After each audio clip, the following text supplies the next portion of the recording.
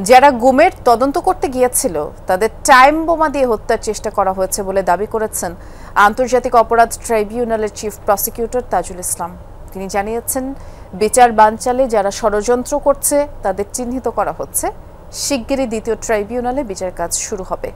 জানান, চলতি মাসে ট্রাইব্যুনালে জমা দেওয়া হবে 2 মামলার অভিযোগপত্র।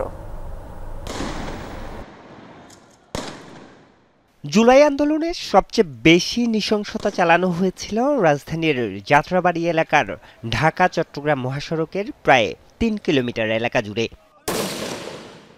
যাত্রাবাড়ি এলাকায় চালানো গণহত্যার ঘটনায় ট্রাইব্যুনালে জমা পড়ে 38টি অভিযোগ, যার একটি ইমাম হোসেন তাইম হত্যা।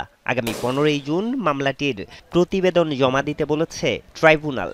একই সাথে ফার্মগেটে নাফিজ হত্যা মামলার তদন্ত প্রতিবেদন দিতে বলা হয়েছে আগামী 6 জুলাইয়ের মধ্যে। 3টা মামলার চার্জশিটের ড্রাফট আমরা পেয়ে গেছি।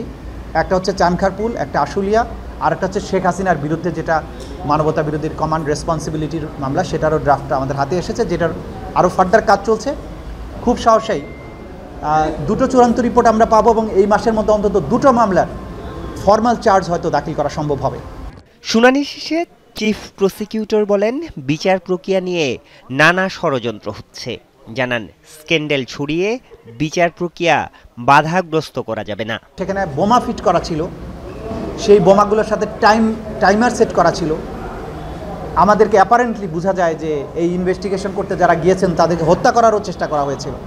এত সব জটিলতার মধ্য দিয়ে যে কাজগুলো এগিয়েছে সেগুলো প্রতিদিন জনসম্মুখে আসেনি। সেই কারণে অনেকেই মনে করতে পারেন যে তদন্ত কাজ কিছু হয়নি। তদন্ত কাজ যা হয়েছে, যেদিন প্রথম দিন ফর্মাল চার্জ দাখিল হবে সেদিন থেকে সবাই উপলব্ধি করতে পারবেন। বিচার কাজের গতি বাড়াতে দ্রুতই দ্বিতীয় ট্রাইব্যুনালের কার্যক্রম শুরু হওয়ার কথা বলছেন চিফ প্রসিকিউটর। একটা বিষয় আমরা মনে করি যে ট্রাইব্যুনাল একটা অবশ্যই যথেষ্ট নয়, এখানে আরও ট্রাইব্যুনাল হওয়া উচিত এবং সরকারও সেই ব্যাপারে ইতিবাচক চিন্তাভাবনা করেছেন। খুব সহসাই অন্তত দ্বিতীয় ট্রাইব্যুনালের যাত্রা শুরু হবে বলে আমরা আশাবাদ করছি।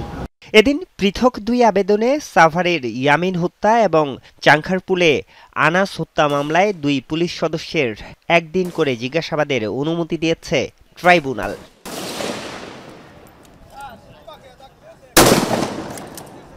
আরিফুর রহমান সবুজ, যমুনা নিউজ, ঢাকা।